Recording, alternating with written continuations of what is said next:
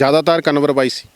ਹਾਂ, ਕਨਵਰ ਬਾਈ ਦੇ ਪੱਕਾ ਹੀ ਯਾਰ ਸੀ ਉਹ। ਬਿੱਲਾ ਬਾਈ ਹੋ ਗਿਆ ਤੇ ਇੱਕ ਭੁੱਲਰ ਬਾਈ, ਜੁਗਰਾਜ ਬਾਈ ਤਕਰੀਬਨ ਘੱਟ ਸੀ। ਕਨਵਰ ਭੁੱਲਰ ਬਾਈ ਦੋਨੇ ਪੱਕੇ ਸੀ। ਇਹ ਪੱਕੇ ਦੋਨੇ ਤਿੰਨਾਂ ਨੇ ਕਈ ਵਾਰੀ ਤਿੱਕੜੀ, ਕਿਉਂਕਿ ਕਈ ਵਾਰੀ ਇਕੱਠੇ ਪ੍ਰੋਗਰਾਮ ਲਾਉਣ ਵੀ ਨਿਕਲ ਜਾਂਦੇ ਸੀਗੇ ਵੀ, ਜਿਵੇਂ ਛੋਟੇ ਸ਼ੋਅ ਹੁੰਦੇ ਨੇ ਉਹ ਜੇ ਜਿਸ ਸਮੇਂ ਹੁਣ ਨਹੀਂ, ਉਹ ਨਹੀਂ ਜਿਵੇਂ ਛੋਟੇ ਨਹੀਂ ਹੁੰਦੇ ਪ੍ਰੋਗਰਾਮ ਵੀ ਆਪਾਂ ਲਾ ਆਈਏ। ਤਾਂ ਇੱਕ ਜਿਵੇਂ ਸਾਡੇ ਪਿੱਛੇ ਜਦੋਂ ਵੀਡੀਓ ਇੱਕ ਬੜੀ ਘੁੰਮੀ ਸੀ ਉਦੋਂ ਵੀ, ਪੱਗਾਂ ਵਾਲਾ ਕਿੱਸਾ ਬੜਾ ਗਾ, ਤੁਸੀਂ ਦੇਖੀ ਵੀ ਹੋਣੀ ਆ। ਉਹ ਮੁੰਡਾ ਪੰਮਾ ਬਾਈ ਸਾਡਾ ਬੋਲ ਰਿਹਾ। ਤਾਂ ਅਸੀਂ ਵੀ ਜਦੋਂ ਹੁਣ ਪ੍ਰੋਗਰਾਮ ਲਾ ਕੇ ਆਉਂਦੇ ਤਾਂ ਸ਼ਾਮ ਨੂੰ ਬਹਿ ਜਾਂਦੇ ਵੀ ਹਾਂ ਵੀ ਪੈਸੇ ਵੰਡ ਲਈਏ, ਤਾਂ ਅਸੀਂ ਕਹਿੰਦੇ ਵੀ ਉਹ ਚੌੜ ਕਰ ਲੰਘਦਾ ਬਾਈ, ਸਾਰੇ ਪੈਸੇ ਮੈਨੂੰ ਦਿਓ। ਕੌਣ? ਰਾਜਵੀਰ।